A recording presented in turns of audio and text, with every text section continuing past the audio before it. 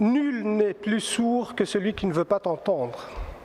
J'ai commencé mon speech en disant que nous condamnons fermement l'intervention russe en Ukraine.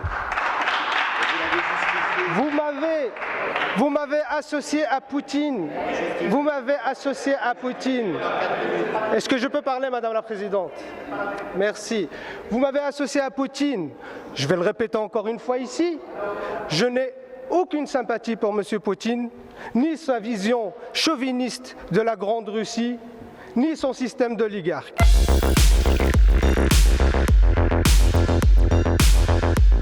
Monsieur le Premier ministre, Mesdames les ministres, chers collègues, depuis cette nuit, la guerre a éclaté dans le continent européen, suite à l'attaque de la Russie contre l'Ukraine.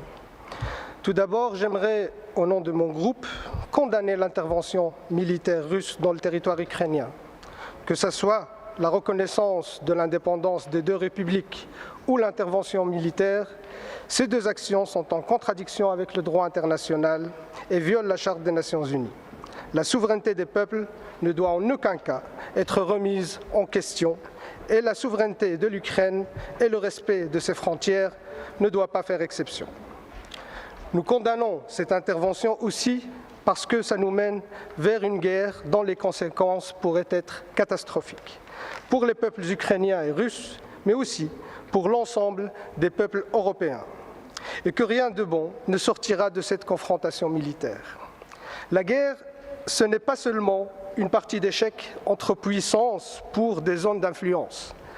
La guerre, c'est des bombes qui tombent sur les populations, sur des écoles, des hôpitaux et toutes sortes d'infrastructures qui sont détruites.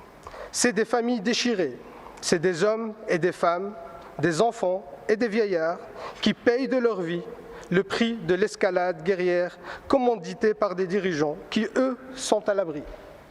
C'est des centaines de milliers de réfugiés qui sont déracinés et conduits vers un avenir incertain. C'est à tout cela que nous devons apporter des réponses aujourd'hui et des solutions. Mais pour apporter des solutions, il faut d'abord faire le bon diagnostic, ne pas apporter des réponses superficielles qui ne feront qu'envenimer la situation. Il faut d'abord se poser les questions « Pourquoi on en est arrivé là ?» Car les tensions aujourd'hui ne datent pas de cette nuit ni de ces dernières semaines, mais elles ont vu leur évolution ces 30 dernières années.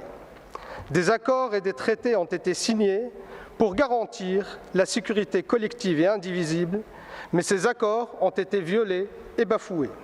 En 2002, les Américains se sont retirés des traités ABM relatifs à la limitation des systèmes contre les missiles balistiques. En 2019, ces mêmes Américains se sont retirés du traité sur les forces nucléaires à portée intermédiaire et du traité de transparence et de renseignement mutuel sur le mouvement de troupes ciel ouvert en 2020. Ces retraits, suivis des retraits russes, ont empiré la situation sécuritaire en Europe.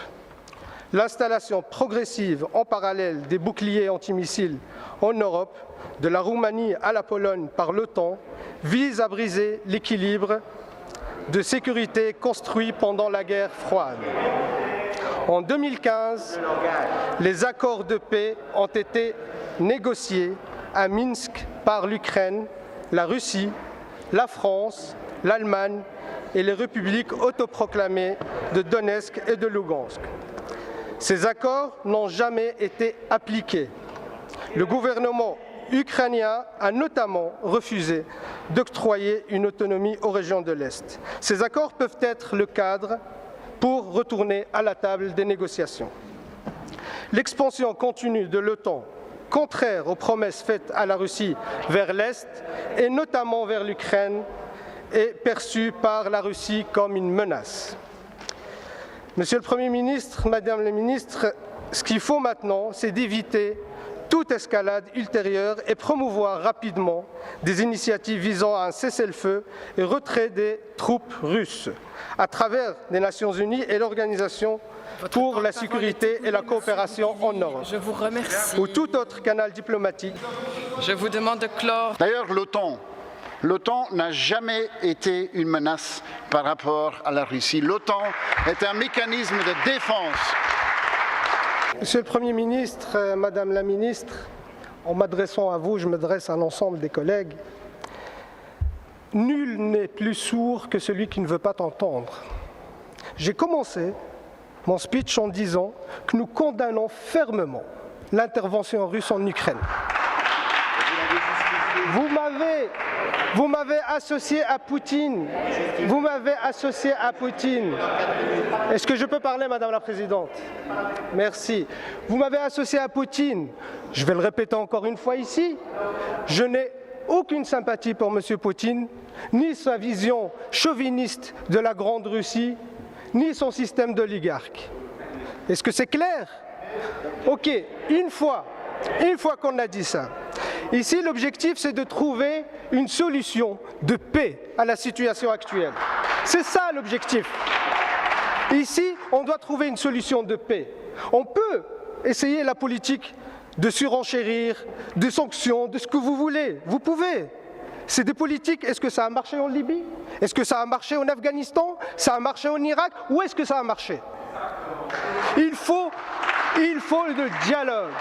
Il faut une politique de dialogue. Votre politique de l'OTAN, votre politique impérialiste ne marche pas. Ça ne marche pas.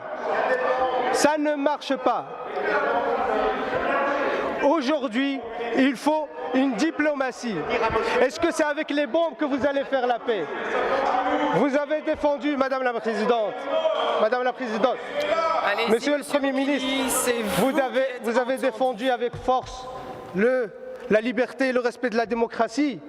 Il faut commencer d'abord par entendre la divergence quand il peut y avoir. C'est ça aussi la démocratie, entendre les avis différents. Je ne suis pas d'accord avec votre analyse parce que c'est ce qui se passe aujourd'hui a des origines dans l'histoire. Et tant que vous n'avez pas analysé ça comme cela,